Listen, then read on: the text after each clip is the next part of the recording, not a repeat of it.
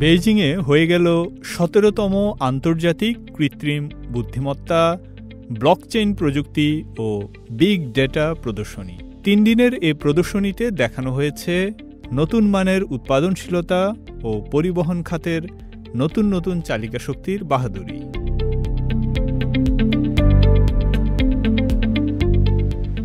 আন্তর্জাতিক শিপিং শিল্পের ৪৫% এখন বড় কার্গো শিপের নিয়ন্ত্রণে।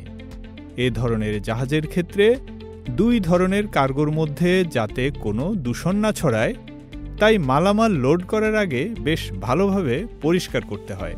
আর সুউচ্চ বাল্কহেডগুলোকে পরিষ্কার করাটা বেশ শ্রম ও সময়সাধ্য কাজ।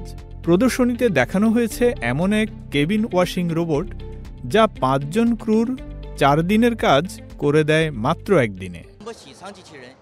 জাহাজের কেবিন পরিষ্কারের রোবটটি রাসায়নিক পরিষ্কারের প্রয়োজনীয়তা উল্লেখযোগ্যভাবে কমিয়েছে। অন্যদিকে জাহাজের হাল পরিষ্কারের রোবটটি সামুদ্রিক নানা ধরনের তলানি জমার ফলে সৃষ্ট জ্বালানি খরচ কমায়। দুটো উদ্ভাবনী পরিবেশ বান্ধব।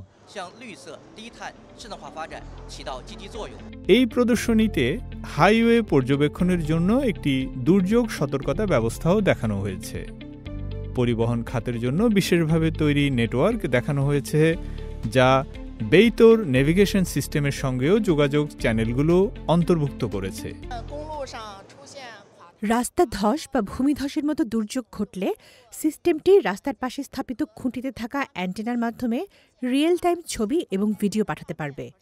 যদি একটি সেতু ভেঙে পড়ে, তাহলে চালকদের আগে থেকেই অবহিত করা যেতে পারে এবং সময়মতো এড়িয়ে যাওয়ার ব্যবস্থাও নিতে পারবে। প্রদর্শনীতে স্বল্প উচ্চতার আকাশ অর্থনীতি খাতের সর্বশেষ নেভিগেশন প্রযুক্তি দেখানো হয়েছে। প্রচলিত স্থল নেভিগেশন যে এখন চীনের আকাশেও সমান তালে কাজ করছে, সেটাও দেখানো হয়েছে এতে।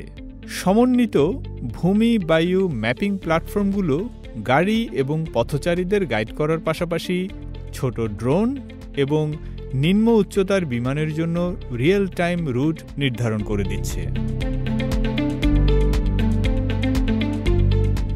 প্রদর্শনীটির আরেকটি আকর্ষণ ছিল উন্নত মাল্টিফাংশনাল রোড ইন্সপেকশন ভেহিকল, যার পেছনে রয়েছে গ্রাউন্ড পেনিট্রেটিং রাডার, যা কিনা মাটির নিচে ৫ মিটার পর্যন্ত পরিস্থিতি পর্যবেক্ষণ করতে পারে।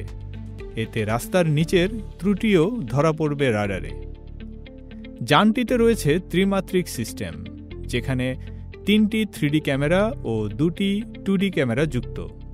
এটি চলমান অবস্থায় রাস্তার যে কোনো সমস্যা রিয়েল টাইমে শনাক্ত করতে পারে।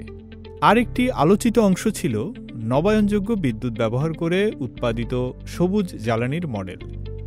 এতে হাইড্রোজেন, অ্যামোনিয়া, মিথানল ও টেকসই বিমান জ্বালানি তৈরির প্রক্রিয়া তুলে ধরা হয়েছে। সবুজ জ্বালানিতে রূপান্তরের সবচেয়ে বড় চ্যালেঞ্জ হলো খরচ। উৎপাদন বেশি না হলে খরচ কমানো কঠিন। আমরা এখন এই জ্বালানির অর্থনৈতিক সম্ভাবনা বাড়ানো নিয়ে কাজ করছি। বাদ পড়েনি অত্যাধুনিক ড্রোন। চীনের মূল ভূখণ্ডে প্রথমবারের মতো প্রদর্শিত হয়েছে স্বয়ংক্রিয় উড়ন্ত গাড়ি। এতে ৯০% বেশি কার্বন ফাইবার ব্যবহার করা হয়েছে, যা ওজন কমিয়ে বাড়িয়েছে ফ্লাইটের দক্ষতা। গুয়াংচৌ অটোমোবাইল কর্পোরেশনের গবেষক লি সুহান জানালেন, এই উড়ন্ত কার ঘণ্টায় ১২০ কিলোমিটার গতিতে ৩০০ মিটার উচ্চতায় উঠতে পারে।